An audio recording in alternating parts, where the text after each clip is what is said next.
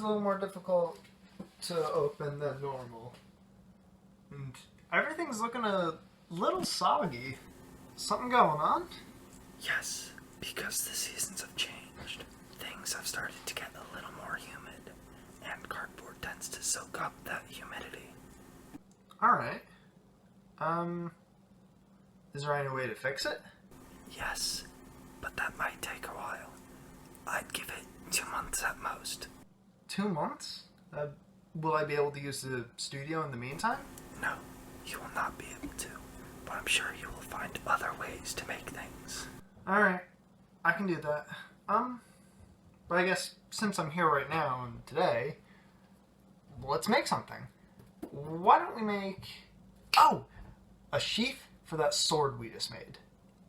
Yeah, let's make one of those. That's going to be a neat, interesting little challenge. So one thing you probably want to have on hand is pre-trimmed cardboard. I keep a fair amount of the cardboard in my house trimmed before I use it. So this piece has been trimmed to about 10 inches wide, and I don't actually remember the length. But I think what I'm going to do with this is I'm just going to cut it right in half and use those two sides as the sheath for my sword. If you remember from the last video, this sword is 3 inches wide. Cutting this in half will give me two 5-inch pieces, one I can use for either side, giving me about an inch of space to poke holes, mark out other things, and generally have a bit of wiggle room in case something messes up. So let's just cut this out and get it ready for any detail that we might put into it before we start lacing it up. So, today we're going to be making a sheath.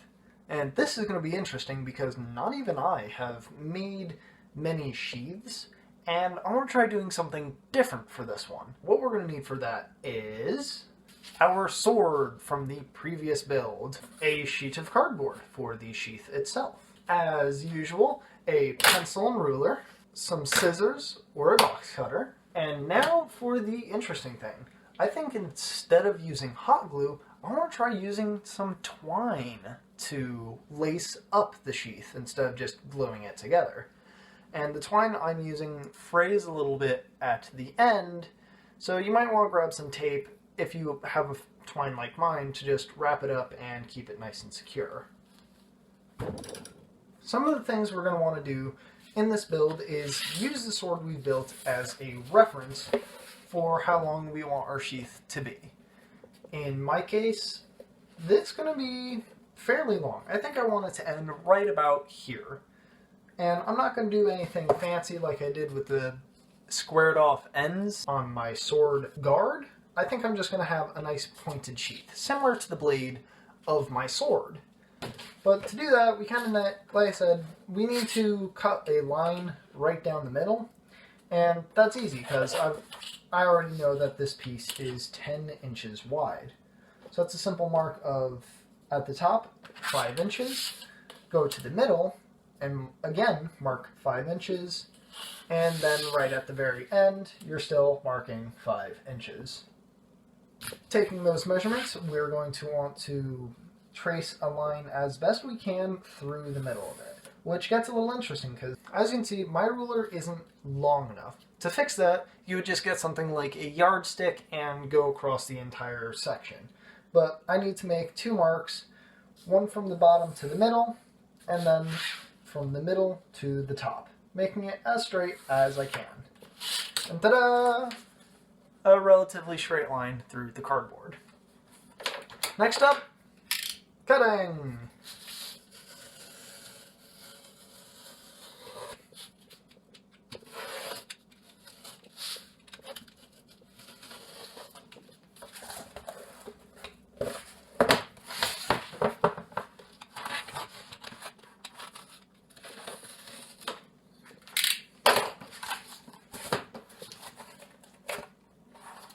So, now that we've got our 2 pieces, they should be exactly the same in width and length, let's move on to the detail parts of the front of the sheath. The area that will have the point and make it actually look like a sheath. For that, we're just going to want to put a piece of cardboard aside and take out our sword for reference. Placing it along the center of the piece of cardboard as best you can, just put a few markings as to where you think your sheath would best look. I'm going for the pointed style, so I'm going to put my tick mark maybe right here and here. I'll measure those out and show you what that looks like in the end. My piece ended up coming out to about 15 3/4 inches in length, as well as about 4 inches to make the point at the center line, which I don't think is so bad. It gives me a little bit of wiggle room, and now we can just duplicate that on the other piece of cardboard and cut this all out.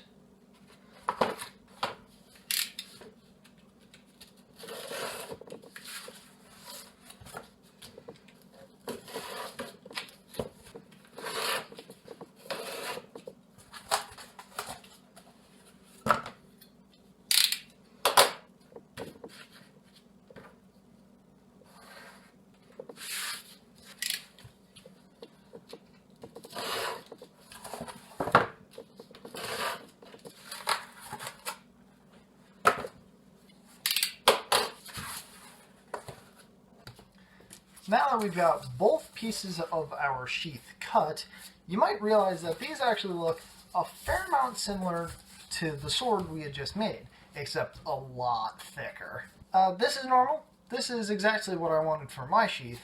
So now what you're going to want to do is kind of just take your sword, line it up to the center as best you can again, take your pencil, and trace all around the edges. So you get an idea as to where you're going to put your holes for poking, all these other marks for lacing it up in the end, and getting a general idea as to what kind of wiggle room your sword will have.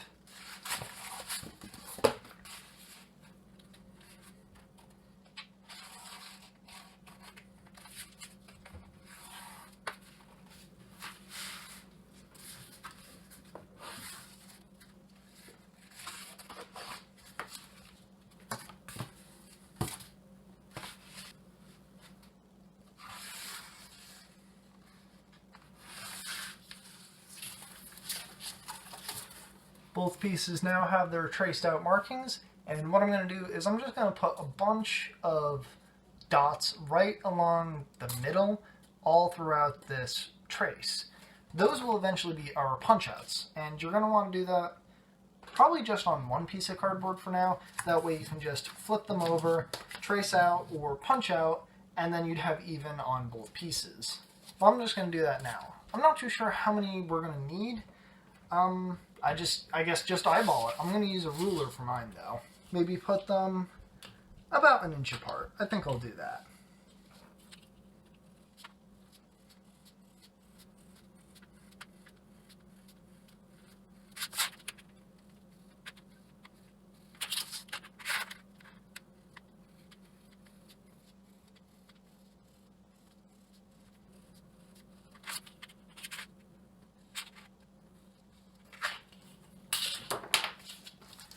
I've got all my markings nice and, traced on. So next step up would be to poke them out with something. I would not recommend using a pencil. Yes, it may have a sharp and pointy end, but there's the potential you could just break the graphite in it, making it really difficult to draw again. You could resharpen it, but that just feels like a bit of a waste to me. Some other things you can use is stuff like common household items. I don't know how common they are in your household, but they're common enough for me. I've got a Phillips head bit, which I can just poke into the cardboard and hopefully get through. And I also have a drill bit. I don't know what size, I just found it lying around. Should work though. Let's get to that.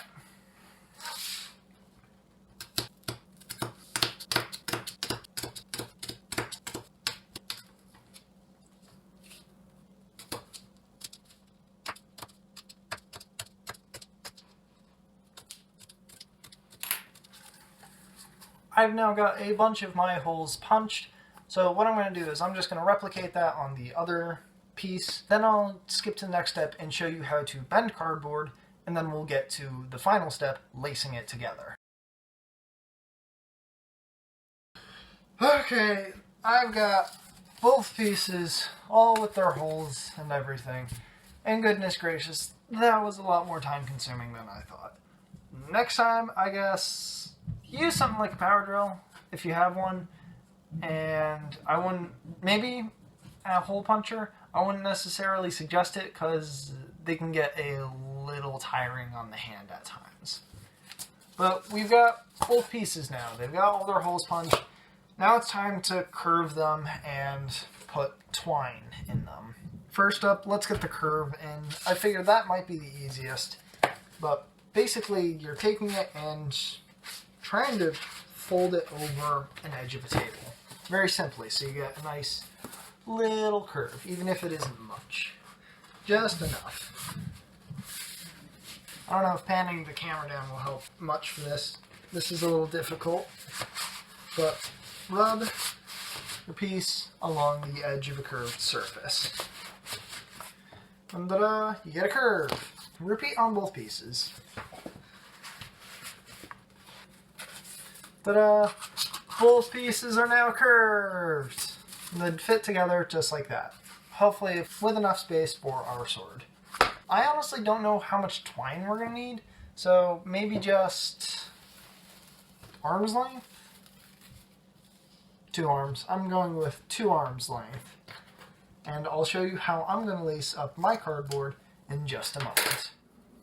I have now got both pieces of my twine taped up as best that I can to hopefully prevent them from unraveling. And next up is lacing this together. I still don't really know how I'm going to do this, but I guess this is where the learning experience comes in. Both sides have identical holes, so I think I'm going to push one end through a piece, or through both pieces, I should say.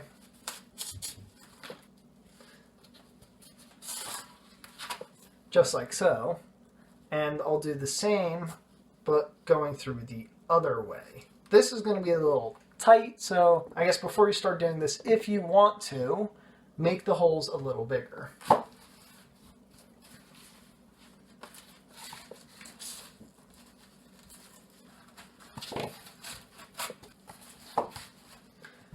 So ta-da! I've gotten 1 hole done. I didn't even count how many I've got, so I think I'm just going to speed through this process and show you the finished product. Maybe give a few little hints along the way.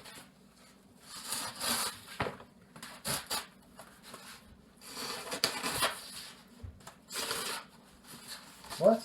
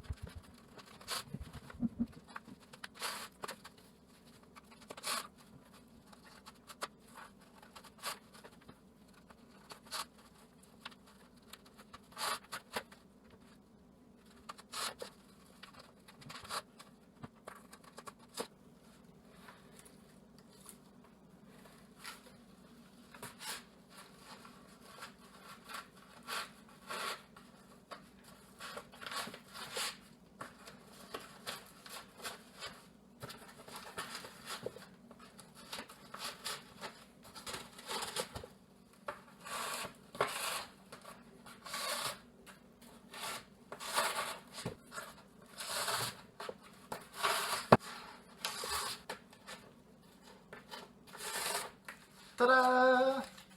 We've now got ourselves a sheath for our sword. I've got 4 little tassels on the end of mine. I think I might just tie those up into a little bow and cut off the excess, or I might just leave them there. I'm not too quite sure yet. But what we've got here is a sheath that was made from 2 pieces of cardboard, no hot glue, and just string and holes. I think I may have underestimated the holes a little bit, because it is a bit of a tight fit for mine. Maybe that'll go away with time, but hey, it's a sheath. It fits our sword.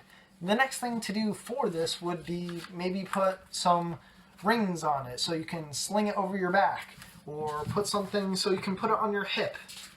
I don't know, the limits are endless. But for now, I'm quite satisfied with this. I may leave it as is. I still don't know what I'm going to do with this. I may cut it off and add some details there. But I guess I shall tune out for now, and I'll see you another time.